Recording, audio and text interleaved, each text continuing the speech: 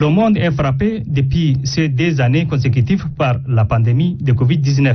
Cette maladie a fait des ravages en vies humaines sur les continents.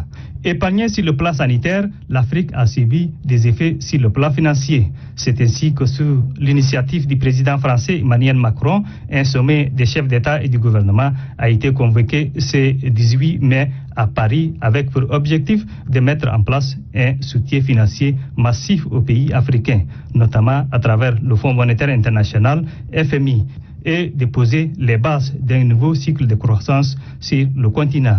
Ils ont une trentaine de chefs d'État et du gouvernement, des dirigeants des organisations financières internationales à y prendre part.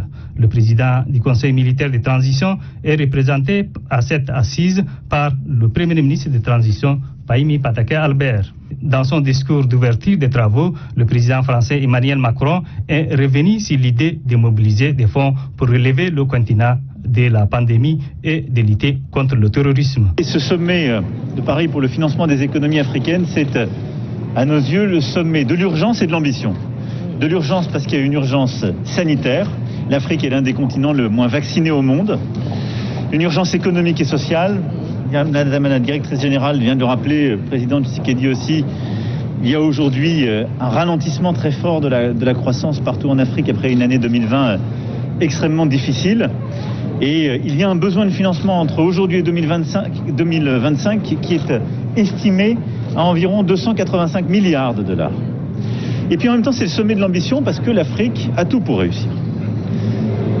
Elle a une jeunesse, une force productive et la capacité à relever les défis, ceux de l'urgence climatique et alimentaire en particulier. Pour le président congolais Félix Tshisekedi, président en exercice de l'Union africaine, la pandémie de Covid-19 a laissé les économies des pays africains exsangues, car ils ont dû consacrer le peu de moyens qu'ils ont à combattre la maladie. Aujourd'hui, il est question de voir dans quelle mesure nous pouvons relancer nos économies. Et il y a cette proposition des droits de tirage spéciaux que nous apprécions énormément, mais qui risquerait malheureusement d'être insuffisante. Donc nous allons voir dans quelle mesure nous pouvons obtenir l'augmentation de ces droits de tirage spéciaux pour l'Afrique.